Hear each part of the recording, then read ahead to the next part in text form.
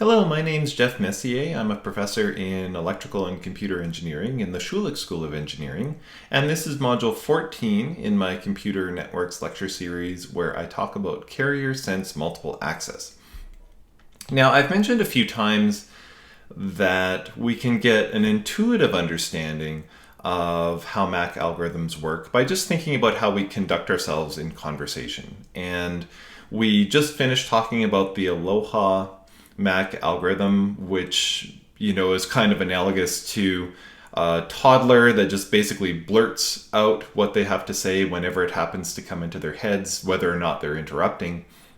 But of course, as we get older, we're taught by our parents that the polite thing to do is to not interrupt. And carrier sense multiple access is essentially just this concept. So it's computerized nodes transmitting on a shared channel, just trying to follow the rule, don't interrupt somebody when they're talking. And so essentially the carrier sense part of it is just referring to the fact that all nodes will sense the carrier or will listen to see if someone else is transmitting. And if they are, then they will hold off and wait until the channel is free before they attempt to talk. This is a dynamic algorithm, so nodes just transmit kind of randomly when they have data to send, and it is also fully distributed. So there's not a centralized node sort of orchestrating this. Every node is listening for themselves and deciding when it's okay to send their data.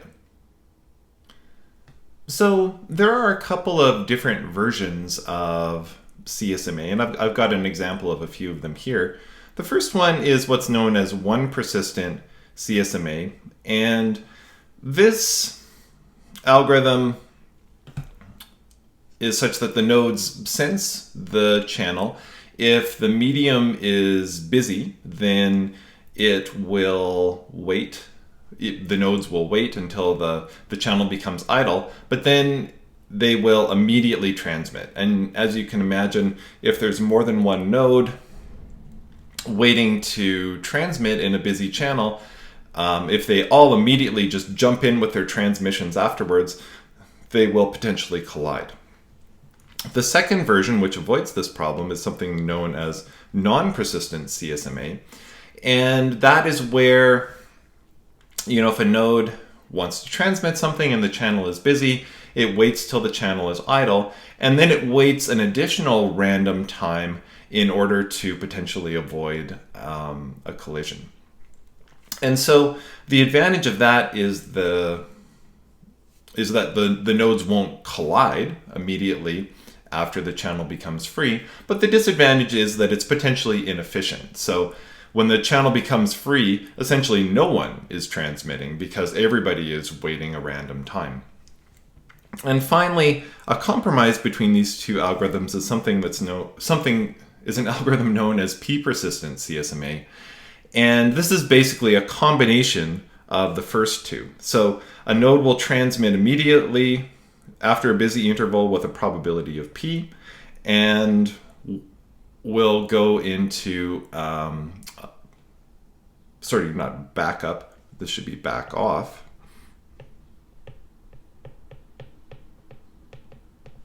With a probability of 1 minus p.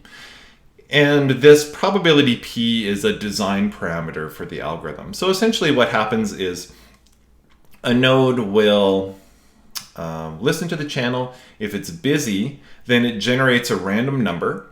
And if the random number is less than p, then it immediately transmits after the channel becomes idle.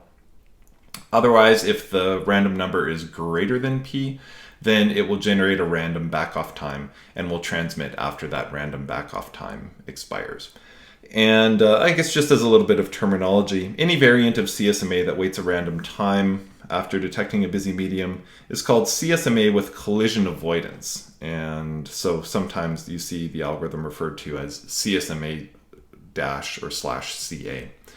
And so what I want to do in the coming slides is derive an approximate expression for throughput for p-persistent CSMA.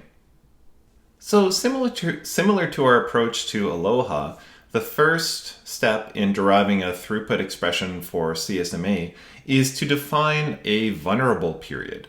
And you might think, well, wait a second, there should be no vulnerable period anymore. And in fact, when you sort of think about CSMA at a very, I guess, superficial level, you might think, well, we really shouldn't have any collisions at all, because if a node is listening to the channel and is only transmitting when the channel is idle, then why would we ever collide? And you could imagine, thinking to a very polite conversation when everybody is sort of very intentionally not interrupting anybody. It's actually kind of rare, unless, maybe you're listening to a political debate. It's pretty rare for people to talk over top of each other, right? We generally don't have verbal collisions in conversation.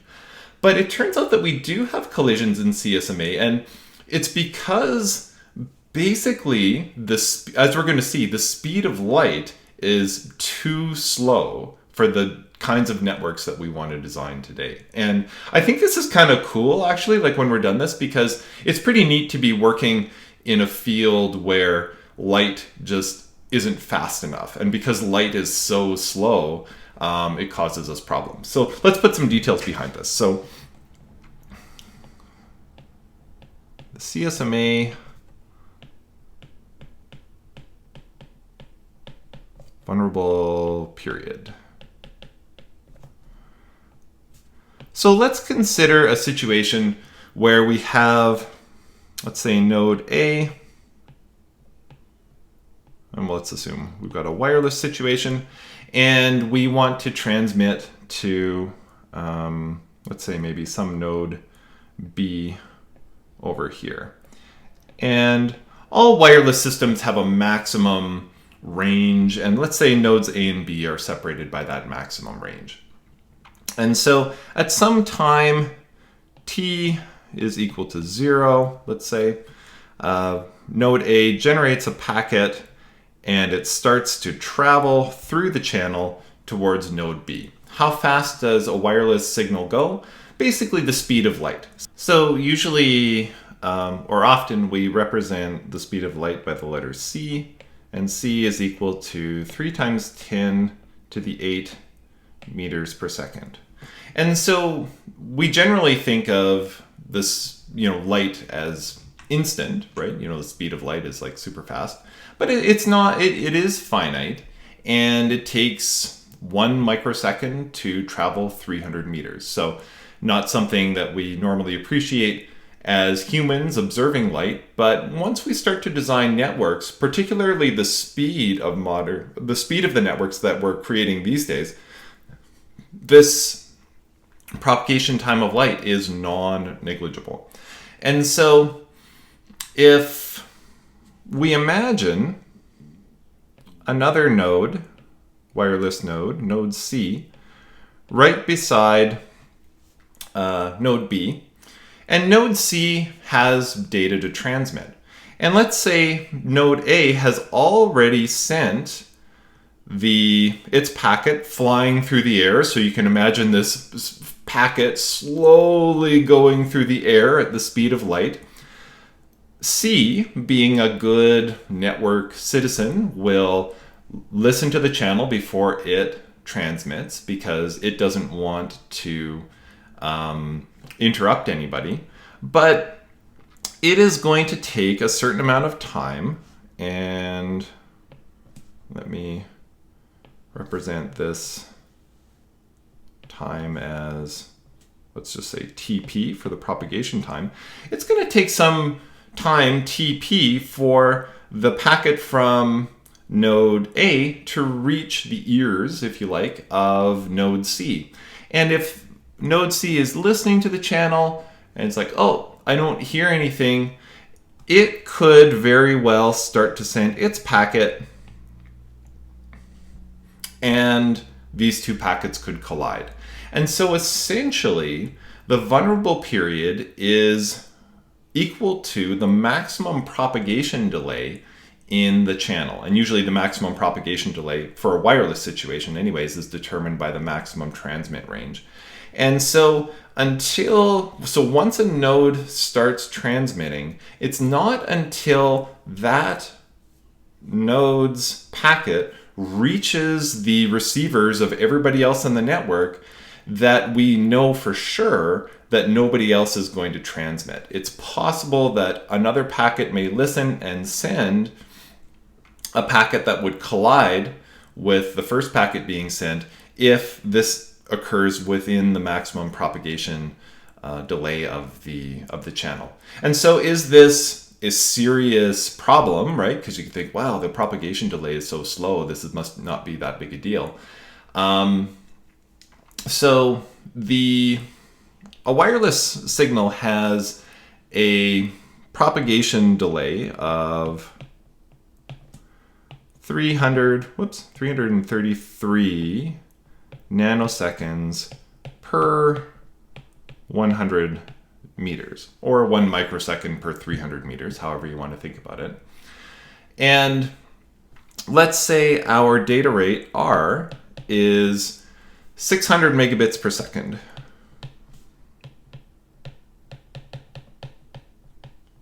Which is kind of what Wi-Fi systems try to operate at, in their maximum mode. And so for a 50-meter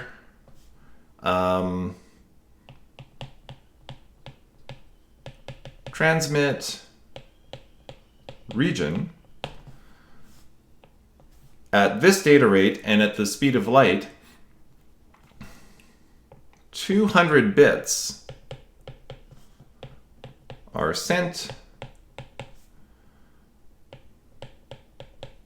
during the maximum propagation time. So basically, at 600 megabits per second, we can clock 200 bits into the channel before our packet reaches the ears of the furthest away receiver. Or maybe said another way, the maximum propagation delay corresponds to 200 bits at 600 megabits per second. And so that's significant, right? 200 bits, most of our frames are going to be bigger than that, but we have hundreds of bits already transmitted before the speed of light is quick enough to bring the packet to the listening ears of all the nodes in the network. So this is a big deal. And again, I think this is super cool because our networks these days are going so fast that the propagation delay of light, or a wireless signal,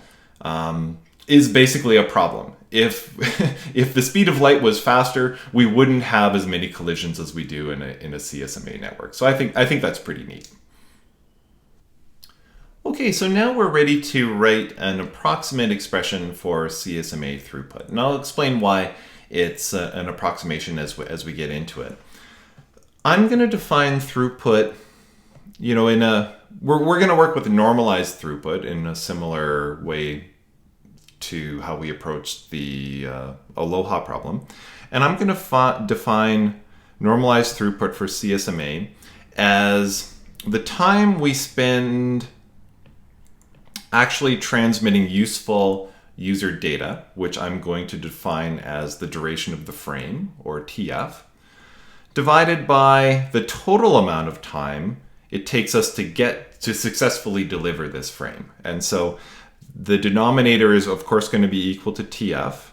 And if the highest throughput, normalized throughput we can have is 1, right? So if the time spent transmitting useful user data was divided by just that amount of time TF, we would have perfect throughput. But we're going to have a few other terms here on our denominator that represent wasted time. And we're going to have a term that represents the time wasted during collisions.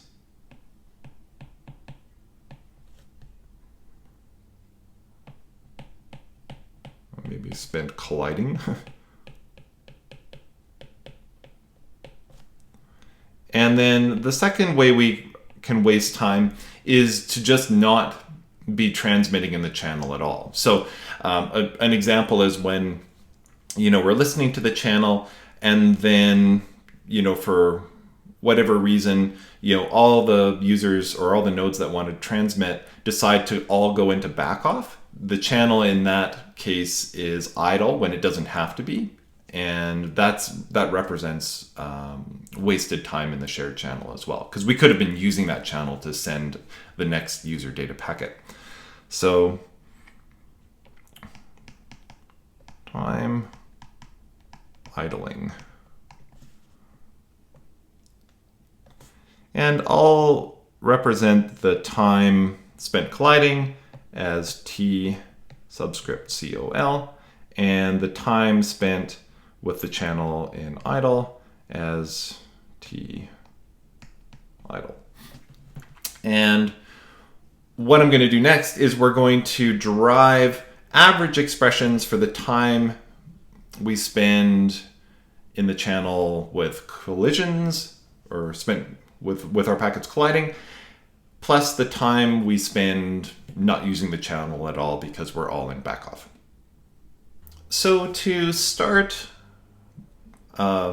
finding expressions for these, the collision time and the idle time, I'm going to introduce the notion of dividing the CSMA channel into time slots. CSMA isn't really a time synchronized multiple access protocol like slotted aloha, for example. We don't really divide the channel into time slots, but for the purpose of this analysis, let's say we are, and I'm going to set the length of our time slots equal to the propagation time, the maximum propagation time, TP. So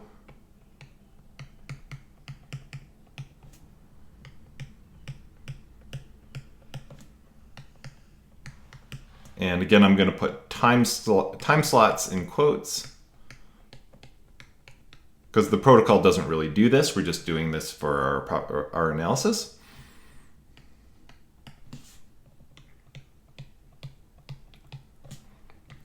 And remember, TP represents the maximum propagation time in our channel. So if this was a wireless channel, it would be determined by the maximum sort of transmit range of our devices.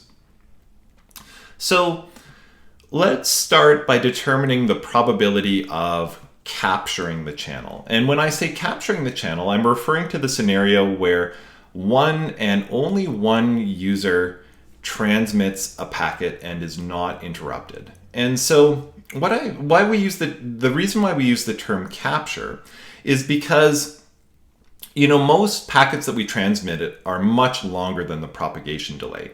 And if we start transmitting a packet and we're the only node to transmit during the propagation delay, after time TP, we know that all the nodes in our system can hear our packet. So enough time has passed that our transmission has reached the receivers of all the nodes that are listening for packet transmissions.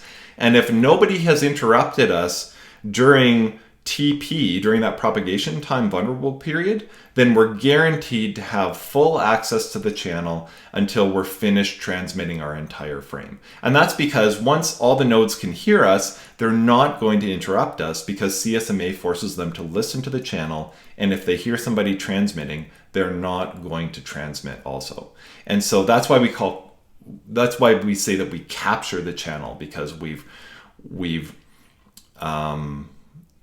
we know that everybody can hear us, and now the channel completely belongs to us because nobody is going to interrupt. And so the probability of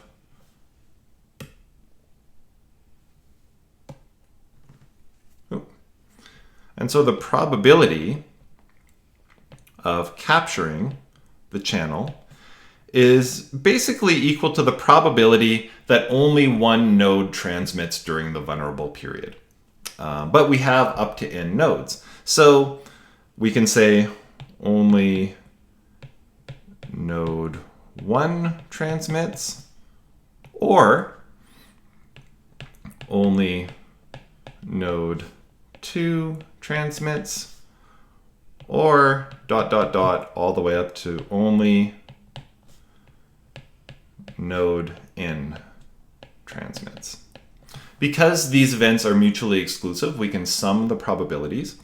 And the probability of having only a single node transmit is equal to p times 1 minus p to the n minus 1.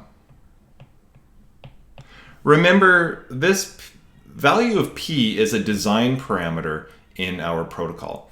The probability p is programmed into all the nodes, and when they hear that the channel is busy, they'll generate a random number, and if that random number is below p, then they transmit immediately after the channel becomes idle. And so basically, only having a single node transmit occurs when so in the case of this first term, node 1 generates a random number below p, and all the other nodes generate random numbers that are greater than p. In this, and you'll notice here, this is sort of the first place we make an approximation. So we're assuming here that all the nodes in the channel have data to transmit. And that's an approximation. Most of the time, all nodes won't necessarily have data to transmit, but we're assuming that they all do. And so the only way to capture the channel is for a single node to generate a random number below the value of p, and for all the other nodes in the network to generate values that are greater than p, which corresponds to a probability of 1 minus p. And so this is the probability for only node number 1 transmitting. The probability for only node number 2 transmitting is exactly the same. All the way up to the probability for node n being the only one that's transmitting. And so there are n of these terms, and so the overall probability of capturing the channel is, n times p times 1 minus p to the n minus 1.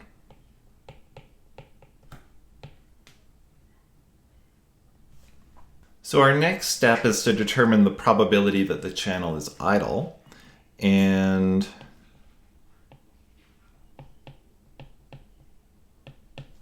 we are going to assume that the channel is idle if none of the nodes decide to transmit, and that occurs only if all of the nodes generate a random number greater than p. So the probability of that happening is 1 minus p to the n. Again, the approximation is that, we assume that everybody has something to transmit. And finally, the probability of a collision we're going to assume is just equal to 1 minus the probability that the channel is captured minus the probability that the channel is idle.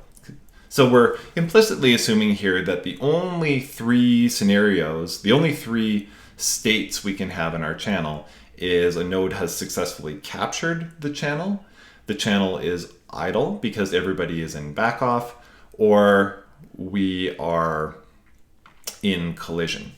And there's no allowance here for the channel being idle just because nobody has a chance to transmit. And this is one of the approximations of this particular expression. We don't have a traffic parameter like we did in the aloha expression. So now, if you'll remember, our throughput expression, our normalized throughput expression, was equal to the time we spend transmitting useful user data divided by the time spent transmitting useful user data plus the time spent in collision plus the time spent in an idle channel. So the numerator is the time spent transmitting user data. The denominator is the total amount of time spent transmitting that particular frame, accounting for time wasted due to collisions and idleness. And so we want to figure out the average length of time that a channel is in the collision state and the average length of time a channel is in the idle state. And so the collision state, or sorry, let's start with the idle state. The idle state is equal to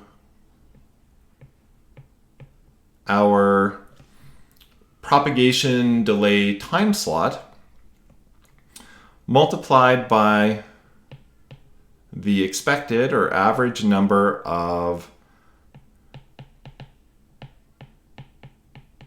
time slots that are idle. And we are going to write this expression as Tp is equal to the summation of I from 0 to infinity, I times the probability of idle raised to the power of I times 1 minus the probability of idle.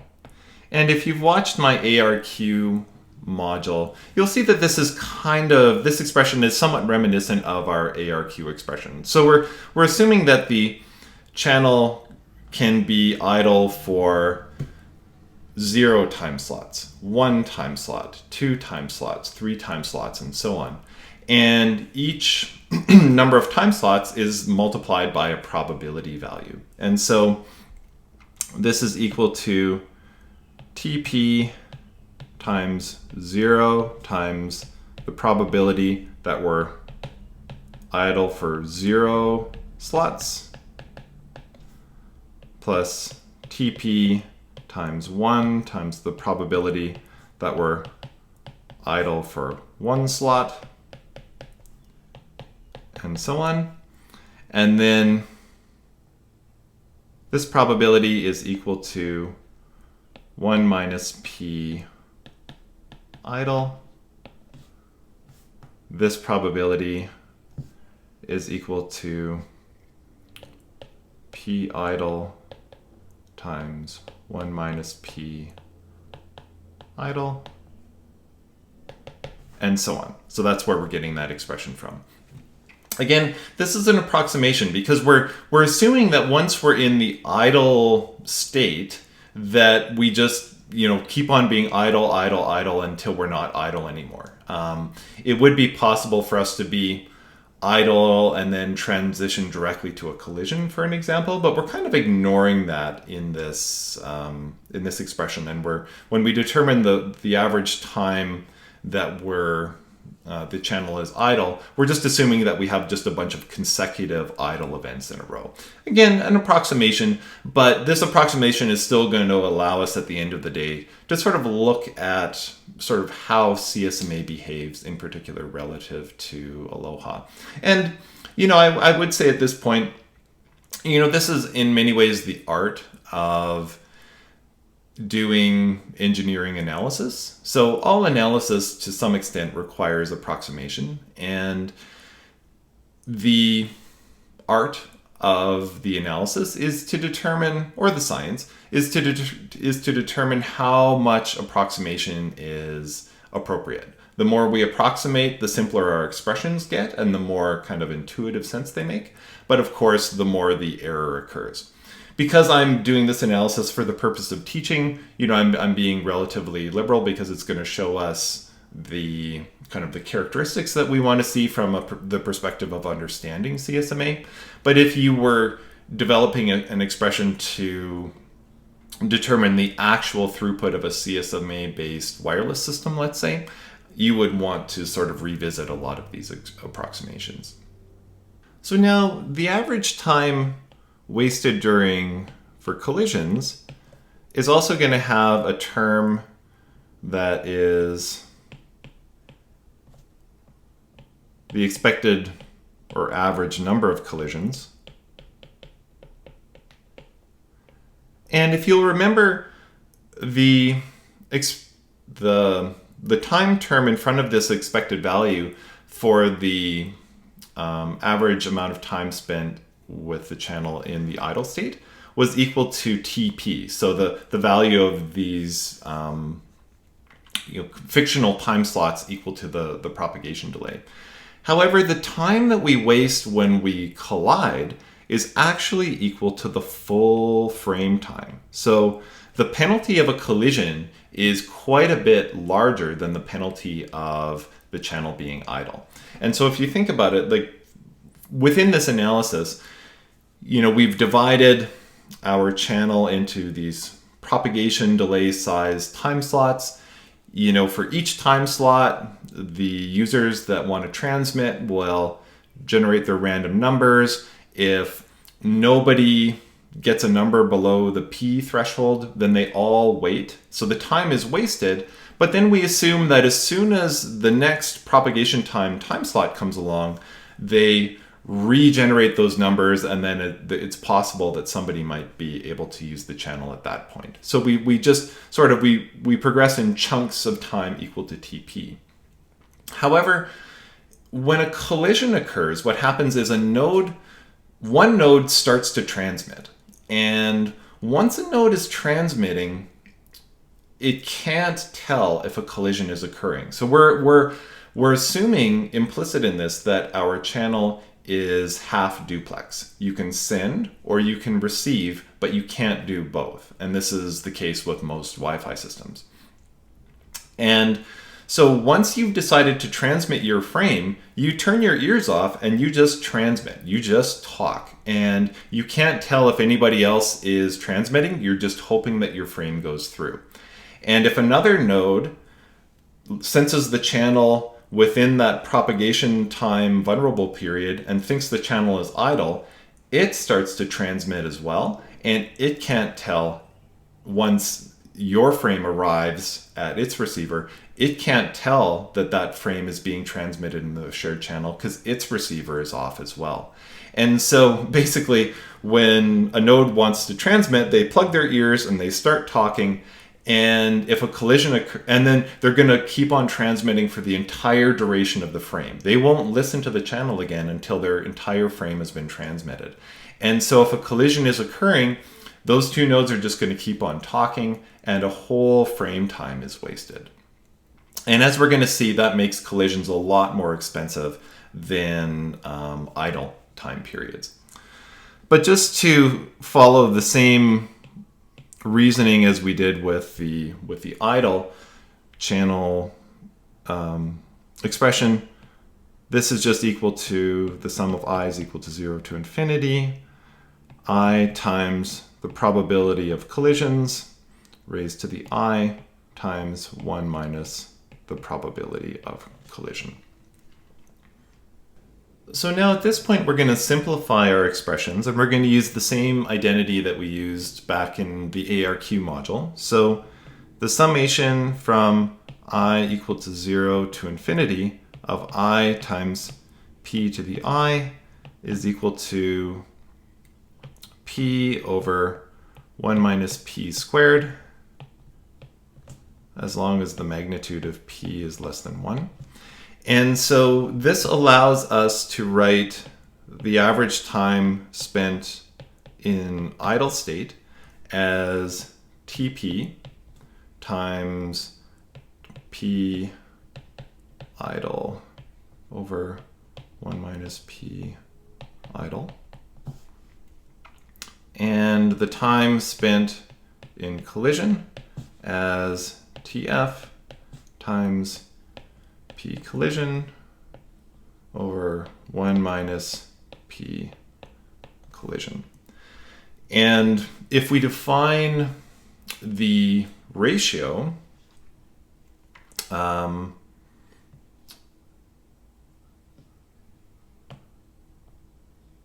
if we define A as the ratio of the frame time to the maximum propagation time, we can write our overall throughput expression as 1 over 1 plus P collision, 1 minus P collision, plus 1 over A times P idle divided by 1 minus P idle. So obviously I'm skipping a few algebra steps here, but you should be able to work through them on your own. I've essentially taken this expression for A, and I've written, I've plugged it in and I've used it to write P idle in terms of TF by substituting TP is equal to TF over A. And then I sub all of these things back into our original expression for throughput. TF now occurs in every single one of the terms, so I just divide through by TF to get rid of it. And this is our final expression for throughput. So again, we made a few approximations to get here, but it's worthwhile because we can see now a relatively elegant expression for throughput. So again, we've got two additional terms on our denominator that represents wasted time in our MAC protocol due to collisions and due to the time spent with the channel being in the idle state. If the probability of collision goes to 0 and the probability of idle goes to 0, these two wasted time terms disappear. If either of these probabilities go to 1, then the wasted time terms go to infinity. So our throughput then goes down to 0, right? Because 1 over infinity is 0. And we have this 1 over A discount factor here. So A is always greater than 1 because our frame time is always, doesn't have to be, but typically it is larger than the propagation delay. And so 1 over A reduces the impact of the time spent or time wasted in the idle state. And that again is because having the channel be in an idle state is a lot less expensive than a collision, because if the channel is in an idle state, after one propagation time duration, the nodes get to try again to see if it's someone's turn to transmit. However, once a collision has occurred, we lose use of the channel for the entire frame duration. All right, so just to conclude, this is a plot of throughput versus the probability of transmission P. So this is that little p that determines whether or not a node transmits immediately after the channel is busy or goes into backoff. And I've got two curves shown on this plot. So the y-axis is normalized throughput. One curve, and it's not a curve, it's basically a straight line, is this dotted line, and that represents the throughput of slotted aloha, the maximum possible throughput of slotted aloha. So if you recall from that module, our maximum throughput was about 0.36, so about 36%. And so I've just drawn that as a straight line because it's not a function of the probability of transmission parameter P. That's just not a parameter in the slotted aloha protocol. So I just drew it as a straight line here for the purposes of comparison. Now, it's interesting to look at how the throughput of CSMA behaves as we increase P. So let's start when P is equal to 0. So when P is equal to 0, the probability of the channel being idle is equal to 1, because nobody ever transmits. Everybody always chooses to go into backoff. When the probability of idle is 1, this term goes to infinity and our throughput is 0. However, once we start to increase P, very quickly our throughput shoots up and achieves a maximum at about 90%. As we continue to increase P, our throughput then starts to go down. And what's going on there is as we increase P, this collision term starts to become larger and larger. It never truly goes to infinity. It sort of asymptotically approaches infinity, but as P increases, we go down very quickly. So once we hit a value of about 30%, our throughput goes down to almost nothing. Well, I should mention as well that the parameters I assumed to generate this plot. So we assume n is equal to 20 users, frame time 2000 byte frame, 600 megabits per second. So you can determine TF, the frame duration from that. And we assume, I think, still a maximum propagation delay of, or a maximum transmit distance of 50 meters. And an A, the resulting value of A we get is 80. So you can back out what the propagation delay is from that. So these are all the parameters that we use to generate this plot. And as we can see, we end up getting a maximum closer to 90%. And that's a good result. That's kind of what we're looking for when we are designing MAC protocols for high efficiency situations, which would be more like kind of a Wi-Fi situation where we're using a wireless shared channel to generate, high throughput streaming video multimedia type applications. And this is why this performance, even though this is a very approximate expression, it still shows excellent performance. And this is why CSMA is really the state of the art. It's the industry standard, certainly for shared wireless Wi-Fi type systems.